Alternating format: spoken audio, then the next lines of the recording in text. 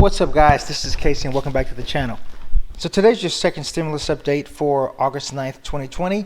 This is going to be a short video, but I wanted to cover a few things that I discussed already yesterday, to kind of give you guys a little bit more detail and to give you a few slight updates. So thanks for tuning in, and let's just kind of hop into it.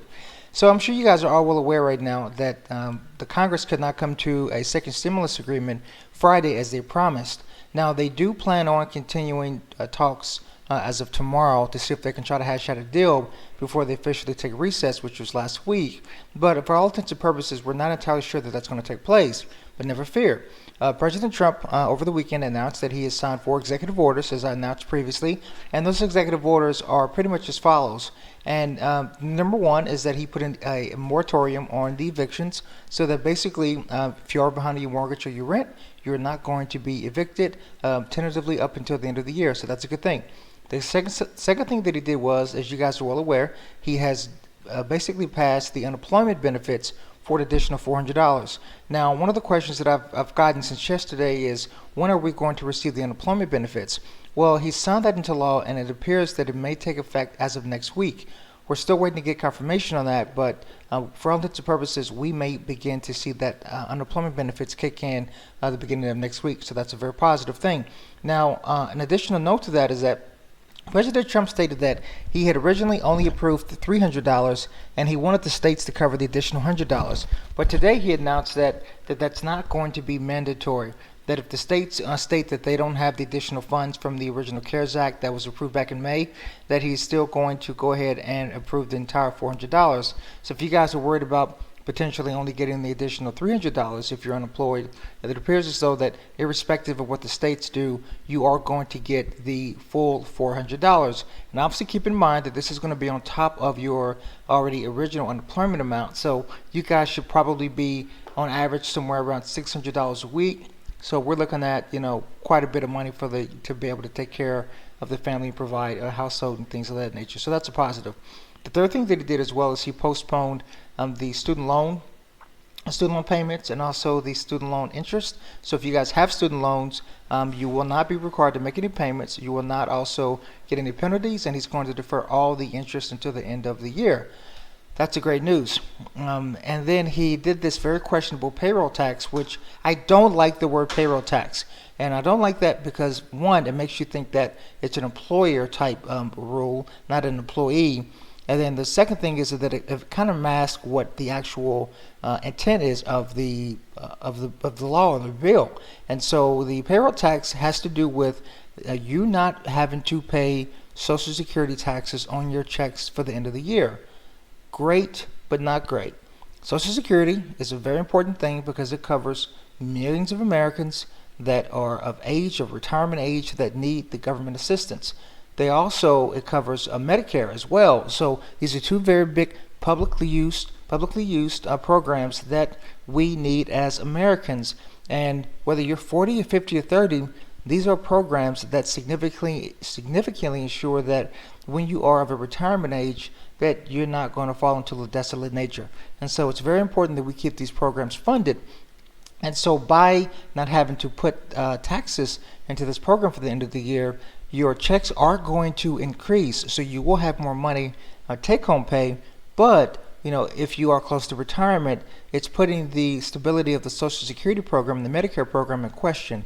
So keep in mind that this is a deferment, which basically means that next year you will be required to pay these taxes by the end of the year. Now, Congress did state that they are looking into potentially forgiving the entire amount, but again, because this isn't just like an erroneous tax, like a federal tax that just goes to whatever questionable program, because these are actually taxes that are definitively allocated to public programs that help us the people, I think that we should be required to pay these hopefully next year so that we can ensure these programs are funded. But as of right now, you guys don't have that problem. So at this point here, I just wanted to make a video to let you guys know that you will be getting the $400, which is a great thing, and you don't have to worry about any eviction moratoriums, which is very positive. Now, the real question also with all of this is, are we going to get the stimulus checks? Well, no, at least not right now. Now, if Congress does come to an agreement for a stimulus package, we can all but assure that we will receive a second stimulus check. As a matter of fact, as I stated in my previous videos, that was the one thing that Congress agreed on, was the stimulus check money. What they didn't agree on was just basically state funding and the payroll tax forgiveness for companies and things of that nature. And so if they can come to an agreement for a 2 trillion, 2.5 trillion, 1.7, whatever the number is, agreement, then yes, we will be receiving stimulus checks. So I am going to keep a very close eye on this. I am going to keep the ear to the news, and hopefully, we'll get some kind of shock or update, I should say, or some shock surprise tomorrow, stating that they are close to coming to a deal. But for all intents and purposes, even if we don't receive that, we at least know that we are going to receive some type of protection or cushion. So that's very positive.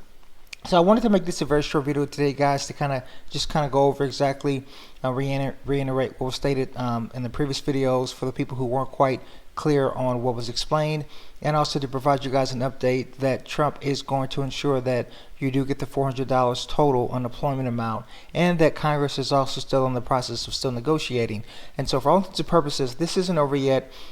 This is just more of a stopgap process, and we may still have a stimulus package approval next week. One other caveat I want to leave you guys with is that Congress may attempt to block President Trump's executive orders for the stimulus, for the stimulus amount and for the other orders that he's implemented. But I do think that would cause a lot of confusion and would look relatively negative. So I don't think that we're going to see anything in the news about them potentially putting anything in from a suing standpoint.